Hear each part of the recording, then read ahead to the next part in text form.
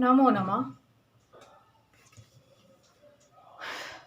ग्रहों के गति के फल के बारे में जानेंगे।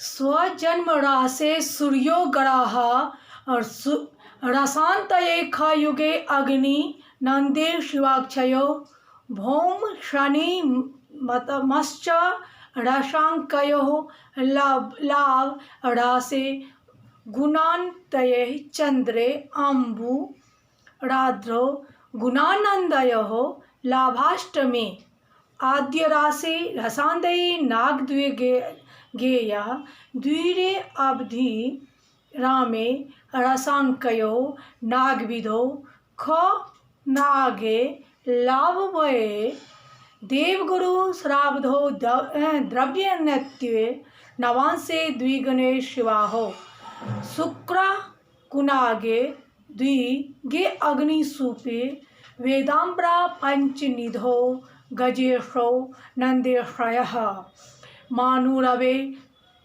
शिवाग्नो इति क्रमात् शुभः स्यात् विद्धा स्यात् अत्र पितुः सुतस्य वेदं नाहु स्वजन्म राशि दुष्टः अपि खेयो विपरीत वेदात् शुभः सिति शुक्लपक्षे अंजश्चंद्रः द्विकोणे तदा शुभदा स्यात्। जन्म राशि के छठे स्थान में सूर्य शुभ होता है, परंतु उस समय में जब 12वें स्थान में शनि बिना कोई ग्रह नहीं होता है। जो 12वें स्थान में ग्रह न हो तो सूर्य अशुभ होता है, दशम में सूर्य शुभ होता है। यदि चौथे शनि के बिना कोई ग्रह नहीं होता है, तीसरे स्थान में सूर्य शुभ होता है। यदि नवम स्थान में शनि के बिना कोई दूसरा ग्रह नहीं हो तो तभी 11वें स्थान में सूर्य शुभ होता है। यदि 5 में शनि को छोड़कर कोई ग्रह न हो तो छठे स्थान में मंगल शुभ होते हैं। यदि नवम स्थान में कोई ग्रह नहीं हो तो 11वां मंगल शुभ होता है। यदि 5वें स्थान में कोई ग्रह ना हो तो तीसरे में मंगल क्या हो जाता है, शुभ हो जाता है। और 12वें स्थान में क्या होता है, ग्रह नहीं हो तो। उसी प्रकार से छठे स्थान में शनि शुभ होते हैं। और यदि नवम स्थान में सूर्य के बिना कोई ग्रह नहीं हो तो तीसरे स्थान में शनि शुभ होते हैं, जो 12वें स्थान में सूर्य के बिना कोई ग्रह नहीं होता है। छठे स्थान में राहु शुभ होते हैं यदि नवम स्थान में कोई ग्रह नहीं होता है। तीसरे स्थान पे राहु शुभ होते हैं यदि 12वें स्थान में कोई ग्रह नहीं होता है। 10वें स्थान में चंद्रमा शुभ होते हैं और यदि चौथे स्थान में बुध के बिना कोई ग्रह नहीं हो तो तीसरे स्थान पर चंद्रमा शुभ होते हैं यदि नवम स्थान में बुध के बिना कोई ग्रह नहीं हो तो। 11वें स्थान पर चंद्रमा शुभ होता है। अगर वही 8वें बुध के बिना कोई ग्रहण न हो तो जन्म का चंद्रमा शुभ होता है। यदि 5वें स्थान में बुध के बिना कोई ग्रह न हो तो छठे चंद्रमा शुभ होते हैं, जो 12वें में बुध बिना ग्रह न हो। 7वें स्थान चंद्रमा का शुभ होता है, जो दूसरे बुध के बिना कोई ग्रह नहीं होता है। दूसरे स्थान पर बुध शुभ होता है और 5वें चंद्रमा के बिना कोई ग्रह ना हो तो। इसी प्रकार से चौथे चंद्रमा शुभ होते हैं, तीसरे चंद्रमा के बिना कोई ग्रह नहीं होता है। छठे स्थान पर बुध शुभ होता है, 8वें चंद्रमा के बिना जन्म का ग्रहण न हो तो। 10वें बुध शुभ होता है, जो 8वें चंद्रमा के बिना कोई ग्रह नहीं होता है। 11वें बुध शुभ होते हैं तो जो 12वें चंद्रमा के बिना कोई ग्रह नहीं होता है। 5वें बृहस्पति शुभ होते हैं, जो चौथे में कोई ग्रह नहीं होता है। दूसरे बृहस्पति शुभ होते हैं, जो 12वें ग्रह का स्थान ना हो। 9वें बृहस्पति शुभ होते हैं, जो 10वें ग्रह के स्थान पर नहीं होता है। 7वां बृहस्पति शुभ होता है, जो तीसरे स्थान पर कोई ग्रह ना हो तो। यानी 11वें स्थान पर बृहस्पति शुभ होता है, जो 8वें स्थान पर कोई ग्रह नहीं होता है। उसी प्रकार से जन्म शुक्र शुभ होते हैं, जो 8वें ग्रह के स्थान पर नहीं होता है। दूसरा शुक्र शुभ होता है और 7वें स्थान पर कोई ग्रह नहीं होता है। तीसरा शुक्र शुभ होता है मगर जो जन्म का कोई ग्रह नहीं हो। चौथा शुक्र भी शुभ होता है परंतु वहाँ कोई 10वें स्थान पर कोई ग्रह नहीं होता है। 5वें स्थान का भी शुक्र शुभ होता है, 9वें स्थान का कोई ग्रह नहीं होता है।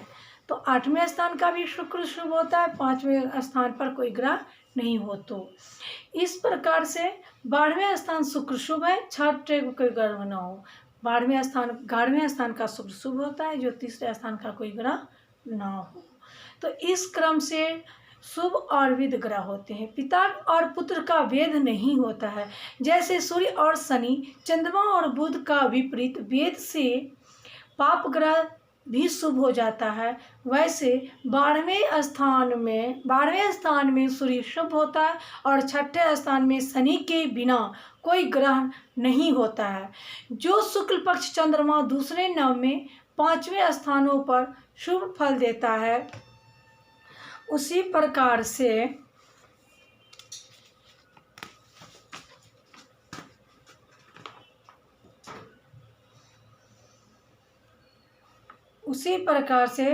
दुष्ट ग्रह भी विपरीत भेद से शुभ हो जाता है।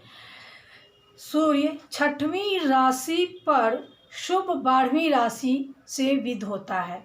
जिस राशि में उससे उल्टा हो अर्थात 12वें स्थान में अशुभ होता है तो 6ठे स्थान पर क्या होता है, ग्रह अशुभ फल न देकर शुभ फल देता है।